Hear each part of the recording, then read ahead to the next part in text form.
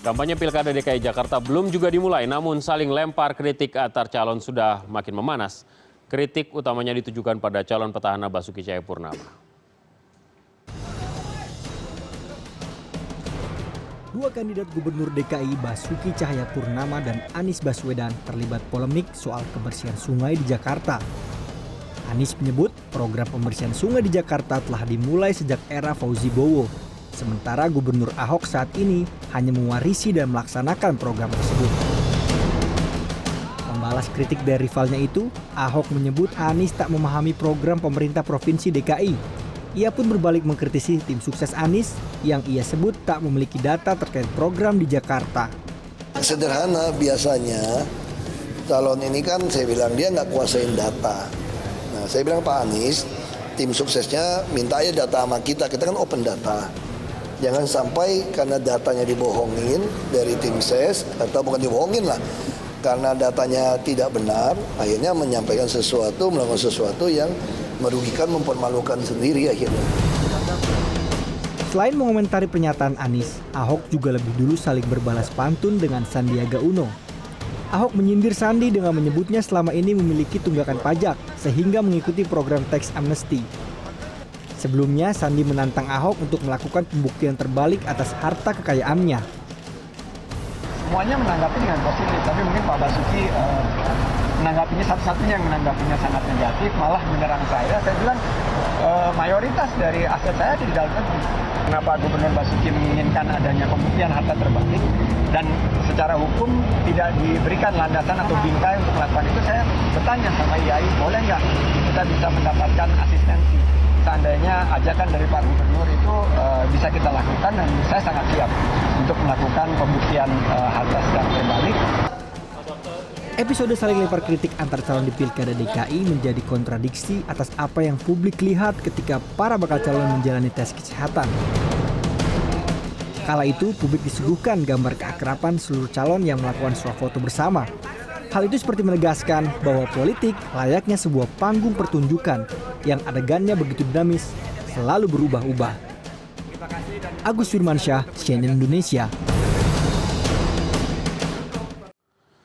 Setelah sempat melakukan swafoto grup atau selfie seperti yang Anda sudah saksikan tadi, beramai-ramai pada saat tes kesehatan lalu, keenam bakal calon peserta Pilkada DKI Jakarta memberikan harapan berlangsungnya kompetisi politik yang sejuk, minim gesekan, dan perang kampanye hitam. Namun tak berselang lama, indahnya momen kebersamaan itu seolah langsung runtuh akibat adanya benturan opini antara sejumlah kandidat. Misalnya saja yang sedang panas saat ini antara Basuki Cahayapurnama dengan Sandiaga Uno terkait tax amnesty. Apakah itu artinya ada persoalan komunikasi dan etika politik yang gagal dipahami oleh para kandidat terkait? Bagaimana mencegah supaya saling serang sebelum dan saat kontestasi berjalan teredam sejak dini? Kami akan membahasnya bersama Dadang Rusdiana, anggota tim pemenangan Pilkada Jakarta, Banten, Jabar, Partai Hanura, juru bicara tim pemenangan pasangan Anies Sandi Anggawira, dan akademisi filsafat politik Universitas Indonesia Rocky Gerung. Selamat malam Bapak-bapak. Malam Mas Vito. Jadi kita udah panas belum nih? Nah, belum dingin ya ruangan ini.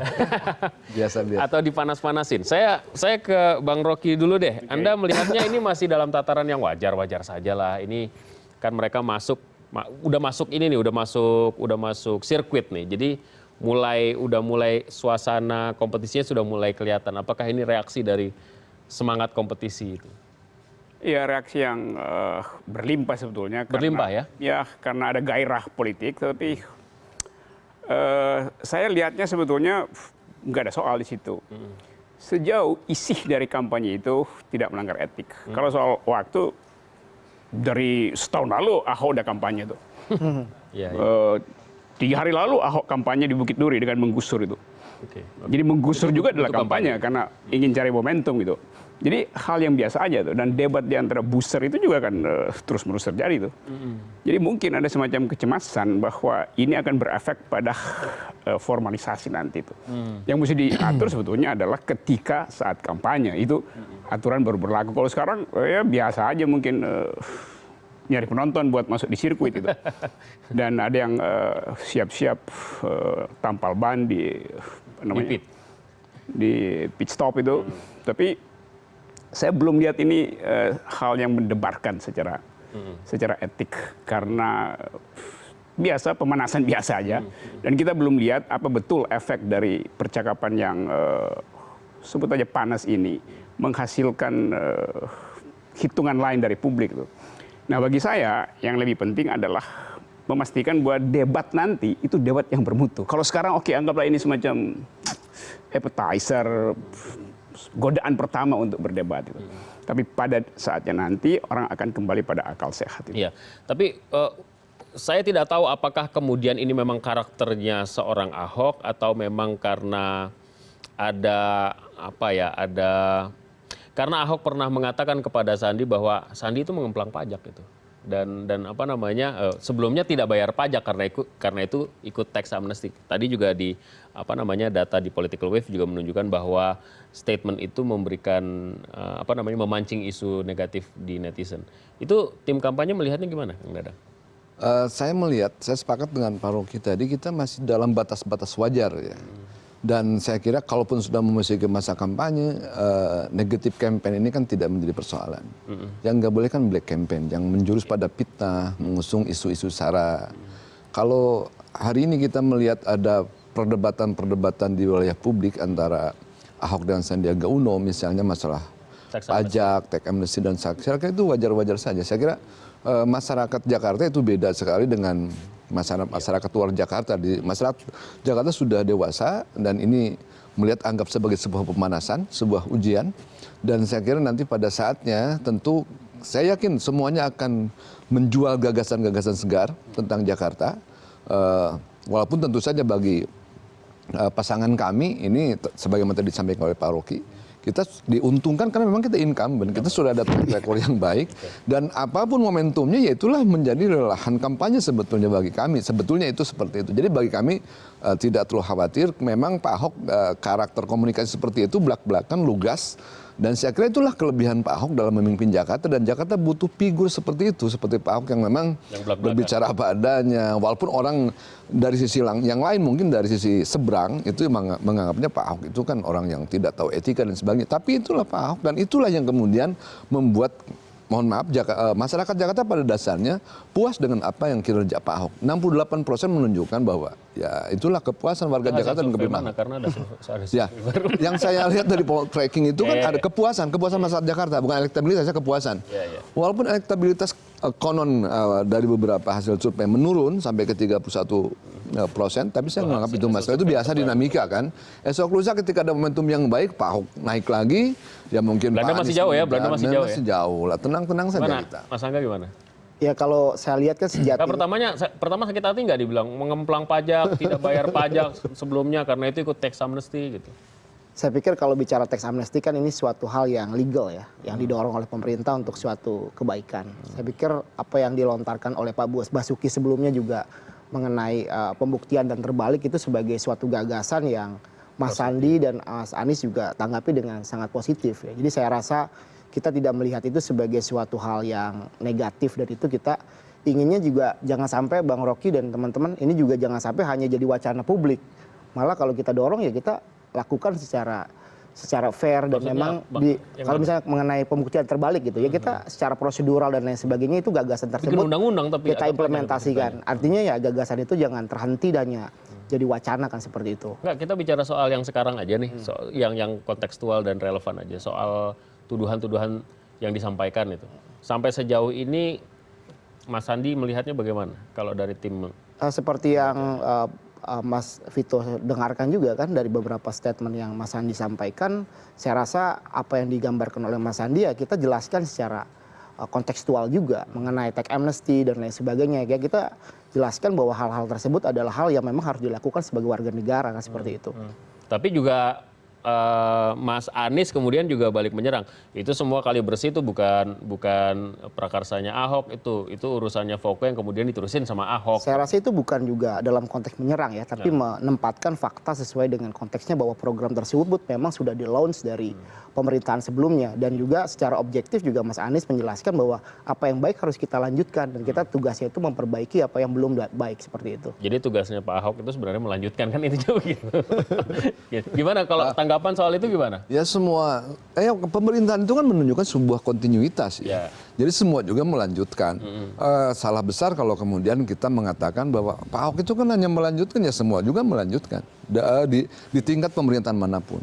Tapi tentu dalam implementasi kebijakan itu kan membutuhkan sebuah pemimpin yang cerdas. Itu yang kemudian membedakan mana implementasi kebijakan ketika misalnya zaman Pak Poke, bagaimana zaman Pak Ali Sadikin, kemudian zaman Pak Ahok. Ini masing-masing punya gaya, masing-masing punya perbedaan sudut pandang, sehingga itu bakal terlihat nanti pada penerapan dari langkah-langkah yang dia lakukan.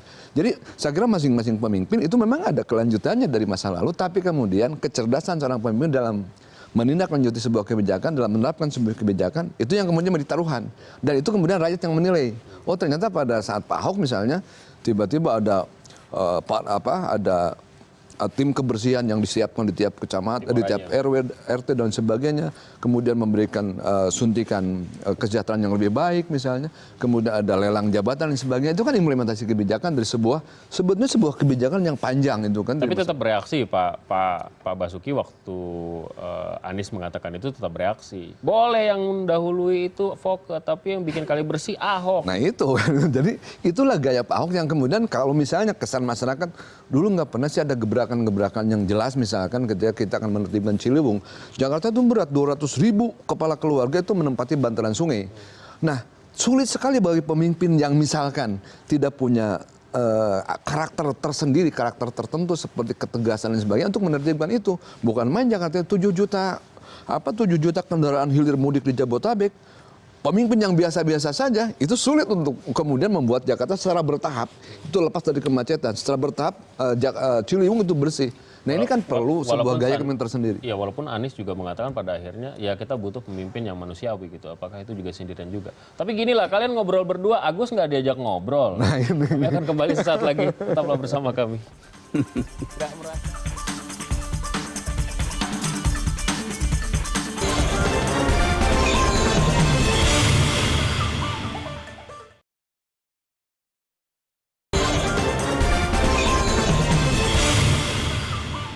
Ahok tuh ternyata gagal paham soal teks amnesti. Masa orang yang ikut teks amnesti dianggap pengemplang pajak? Semua temennya Ahok pengemplang pajak dong. Iya kan, pengembang-pengembang itu kan bikin ikut teks amnesti. Jadi sayang kalau gubernur gagal paham. Saya kira ini harusnya ditegur oleh pemerintah pusat gitu loh. Ini kan programnya pemerintah pusat. Undang-undang pembuktian terbalik itu kan hasil ratifikasi konvensi PBB lawan korupsi. Pak Sandi kan salah satu ketua DPP partai. Ya tolong diperjuangkan supaya bisa lurus. Dan Pak Sandi nantang saya itu nggak apel ke apel dong. Jadi dalam pembuktian terbalik itu buat pejabat, itu di situ ada laporan LHKPN. Makanya KPK periksa saya uang dari mana sejak tahun 99. Jadi seorang pejabat publik ketika melaporkan LHKPN itu dilihat dari aparat. Gaya hidupnya nih, biaya hidupnya sama uang yang dia laporin kira-kira mendekati betul nggak? Nah saya udah teruji. Ya, bagaimana mau ditanggapi? Ditanggapi dong. Itu sebenarnya maksudnya apa tuh? Bang Taufik bilang begitu. Ya artinya kan lontaran dari Pak Basuki ini saya rasa juga harus dikontekstualisasikan bahwasannya teks amnesti ini kan suatu program pemerintah yang harus kita dukung secara baik, dan karena posisi juga Pak Ahok sebagai gubernur DKI, dan saya rasa ya saya mungkin cenderung sepakat agak sedikit gagal paham juga dengan statement seperti itu. Tapi mungkin ya punya maksud lain atau apa. Gimana gitu. Kang Dadang? Ya, pengampunan pajak itu kan mengampuni dari kesalahan administratif, kesalahan perhitungan. Ada juga pengemplang sih. Ya. Cuman kata pengemplang mungkin tidak terlalu nyaman lah buat telinga siapapun kan begitu. Ya itulah kata saya kan itu gaya komunikasi Pak Ahok yang belak-belakan seperti itu. Tapi ya saya kira hal-hal seperti ini tidak usah terlalu diperbesar ya. Tapi sudah besar ini. Karena pada dasarnya aktor-aktornya yang melakukan itu. ini kan, Kami hanya merekam karena pada saja. dasarnya apa yang dilakukan Pak Sandiaga Uno ikut program Teks Amnesty ya itu adalah bagian dari kewajiban seorang pengusaha. Dan kemudian ketika Pak Ahok melontarkan itu kan wajar-wajar saja. Karena kan Pak Sandiaga Uno akan tampil dalam Pilkada DKI. Masyarakat juga harus tahu apakah Pak Sandiaga Uno itu clear atau tidak. Itu saya kira wajar-wajar saja. Ketika ada serangan balik kepada Pak Ahok juga, ya silakan saja. Nanti masyarakat yang menilai ini. Mana yang jujur, mana yang tidak jujur, kan begitu. Nanti saya kan, rasa sih dalam ya, hal ini seperti bukan dalam konteks saling serang ya, tapi kita harus mendudukan persoalan ini secara terbuka, proporsional dan tentunya masyarakat juga harus paham dan bisa menilai kan siapa yang memang punya niat secara positif untuk membangun negeri ini secara terbuka. Saya rasa konteksnya di situ, Mas Vito. Bang Rocky, ini sebenarnya kan hal semacam ini dibolehkan dalam demokrasi ya. Saling serang, bahkan Amerika juga saling serangnya lazim, gila juga gitu ya. Bahkan SARA itu ya mereka hajar juga gitu. Di Indonesia tuh bagaimana sebenarnya? Kita mau mencoba untuk berdemokrasi yang santun, demokrasi yang lebih maju, yang lebih beradab, lebih modern. Apakah yang kayak gini akan kita hilangkan gitu? Saling serang tapi ada wasit gitu. Oke. Kemarin debat Clinton, Hillary dan Donald Trump.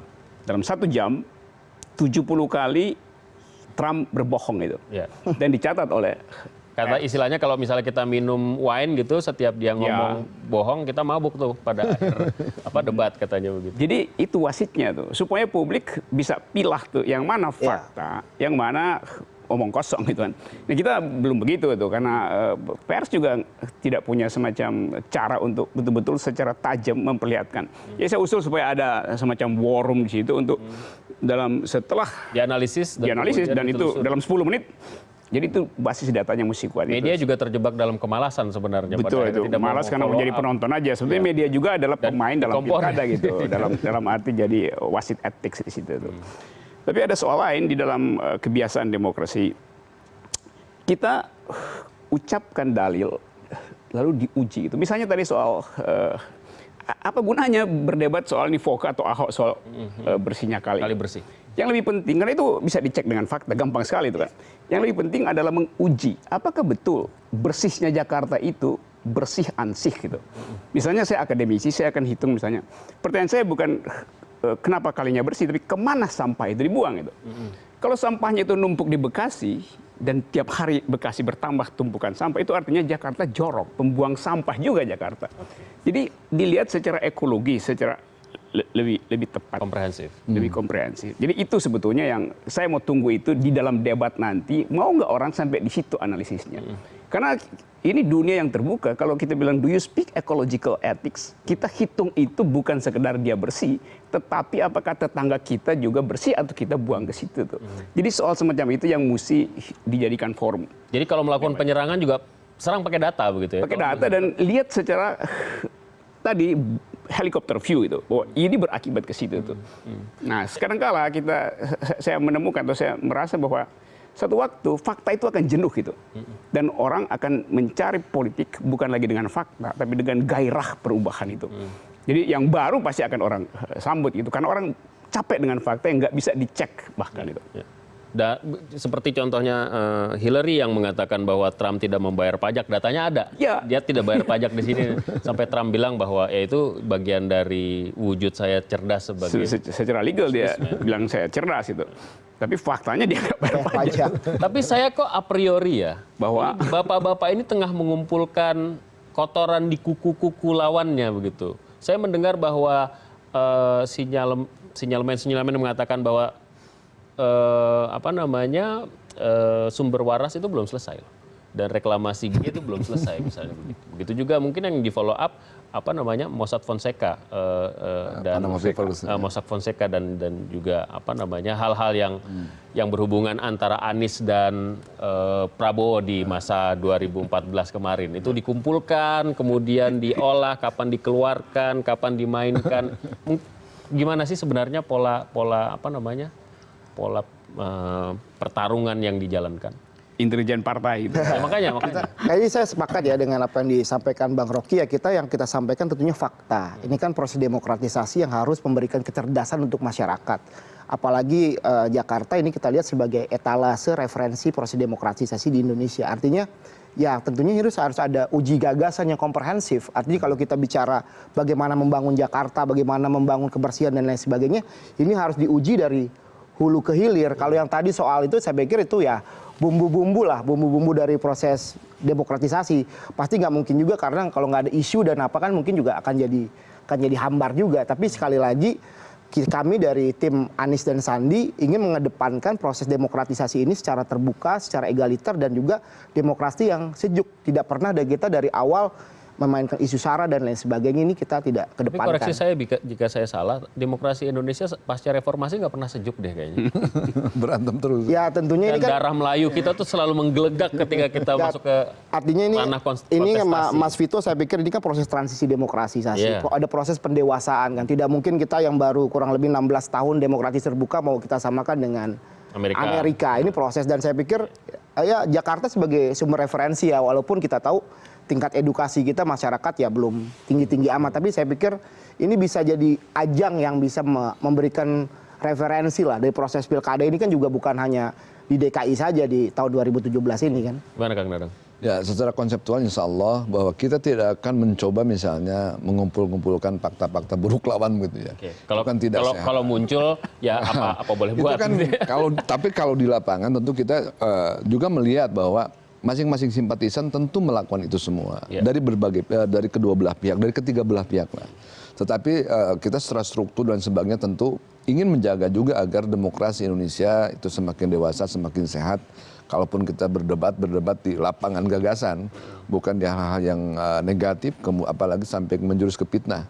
Tetapi tadi yang disampaikan bahwa ya inilah sebetulnya proses menuju kedewasaan. Tentu serang menyerang, sara dan sebagainya akan meramaikan media-media sosial. Tetapi ya saya percaya bahwa Jakarta itu masyarakatnya cerdas begitu ya, sehingga isu-isu buruk akan kembali kepada dirinya, kepada merugikan calon itu sendiri, merugikan pasangan itu sendiri. Makanya tentu kita akan terus-menerus mengawal ini. Makanya saya kira para akademisi, Pak Rocky dan kawan-kawan ini kan adalah pengawal moral. Jadi kalau kami bicara tentu rakyat curiga, karena saya adalah pendukung Ahok, tentu orang mengatakan bahasa subjektif. Juga sebaliknya, kawan yang lain dari pendukung Sandiaga Uno, pendukung Agus, tentu akan begitu.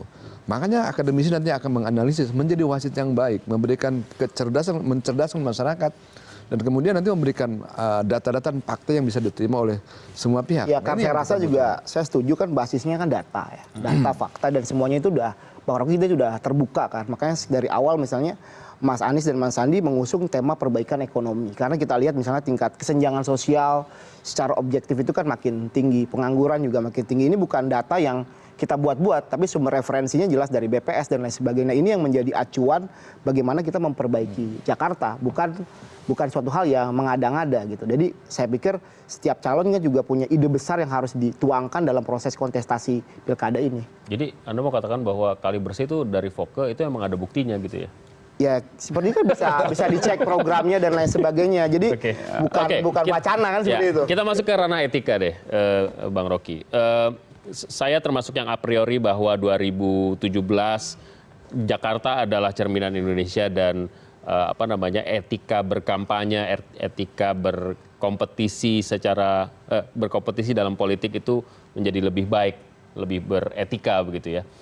Karena pengalaman sebelumnya dan strukturnya kan seperti ini. Ada semacam gesekan saja di atas, ada semacam benturan sedikit dalam sisi opini antara pasangan, kemudian itu ditebar, disemai di media sosial.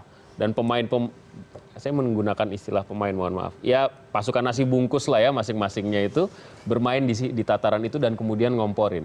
Ditangkap oleh media konvensional dan kemudian media konvensional juga memainkan itu. Dan itu juga masih akan bermain di 2017. Mungkin nggak ada perubahan?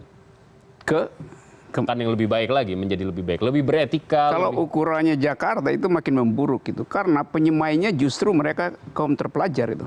Jadi saya penyemainya kaum terpelajar justru. Jadi kaum terpelajar yang panik dan nggak punya ide alternatif, maka dia bermain di wilayah buruk itu tuh.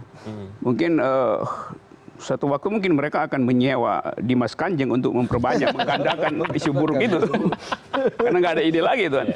Jadi proyeksi saya adalah akan memburuk itu. Bagaimana kemudian pihak akademisi menyarankan mereka-mereka yang berkompetisi supaya membawa kesejukan, walaupun itu sekali lagi saya a priori terhadap itu. Nanti dijawabnya Bang Rocky. Kami akan kembali sesaat lagi. Tetaplah bersama kami.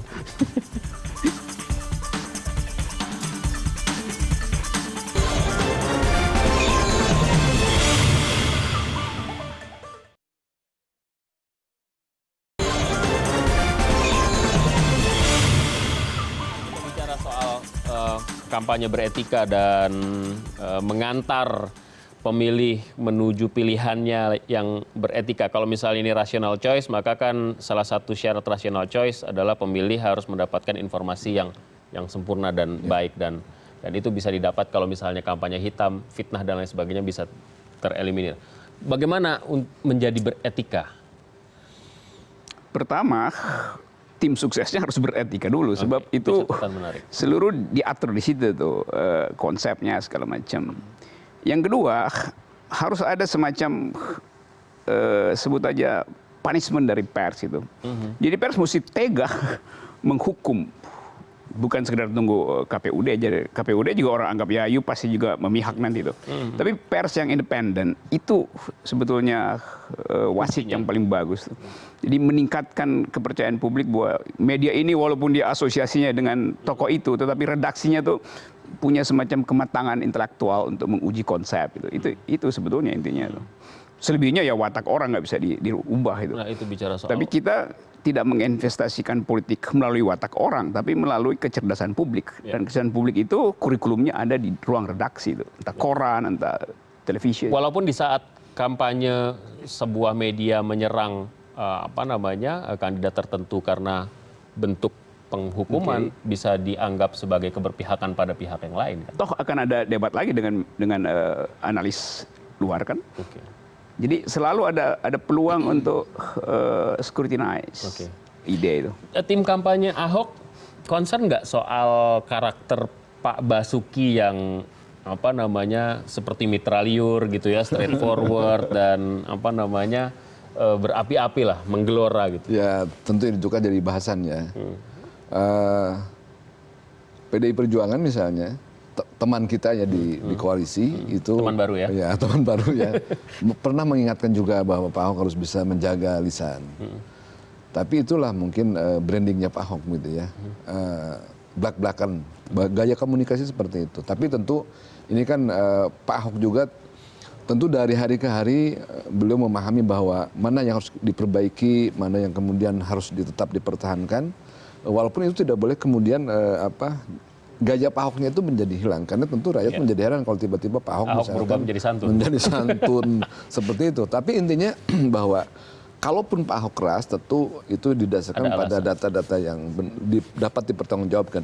Artinya bahwa kita sepakat, apalagi di Jakarta ini, bahwa semua masuk melalui jalur partai politik, tidak ada yang masuk jalur perorangan. Artinya fungsi-fungsi partai politik, sosialisasi politik atau pendidikan politik mesti berjalan. Dan saya kira salah satunya adalah dalam pilkada seperti ini. Jadi artinya bahwa partai politik harus bisa menyuguhkan politik yang memang adiluhung, politik yang beretika, dan kemudian partai politik juga memberikan sebuah pencerahan tentunya kepada para pendukungnya, kepada masyarakat, bagaimana cara bersaing yang benar. Saya kira karena Jakarta adalah etalase Indonesia dan Jakarta akan dicontoh oleh daerah-daerah lain, saya kira ini taruhan. Ketika partai politik gagal menyuguhkan sebuah demokrasi yang sehat, ya tentu ini akan berdampak pada Pileg 2019 misalnya dan pada Pilpres tentunya. Mas Angga, ketika kita bicara tentang jangan gunakan isu sara, jangan gunakan isu sara, itu sebenarnya adalah upaya kubu Ahok sebenarnya. Karena yang paling potensial untuk disasar adalah kubu Ahok. Sudahlah minoritas, misalnya minoritas semuanya begitu dari sisi ras maupun sebagai pemeluk agama. Dan baru-baru ini muncul soal isu SARA yang keluar dari katanya dari timnya Anies Sandi. Bagaimana kemudian itu bisa dijaga oleh tim kampanye? Dari awal ya Pak Anies dan Mas Sandi sudah mengumpulkan pada tim bahwa demokratisasi kita kan harus dalam suasana yang beretika, yang harus sejuk dan ada koridor-koridor. Malah kita juga... Jadi meme yang keluar itu bukan... Ya, itu kan sudah diklarifikasi secara terbuka oleh Pak Anies, dan saya rasa konteksnya ya kita juga harus bijaksana juga dari tim Pak Ahok juga melihat sejauh mana, dan itu kan kita bisa setiap saat melakukan klarifikasi secara langsung. Dan kita juga ingin menyampaikan bahwa kepemimpinan ini kan sebagai sumber mata air ya. Kalau pemimpinnya bisa menjadi contoh yang positif ya, ke bawahnya juga akan menjadi positif, dan itu yang selalu disampaikan oleh pasangan calon kami, bahwa kita ingin membawa Indonesia ini ke posisi yang lebih baik lagi. Posisi yang lebih baik lagi itu dari mana? Daripada kualitas SDM dan pemahamannya terhadap proses demokratisasi yang ada. Tapi itu top down itu controllable nggak itu? Pendukung-pendukung itu, baik relawan dan lain sebagainya, terkontrol nggak itu untuk tidak untuk menghindari SARA dan...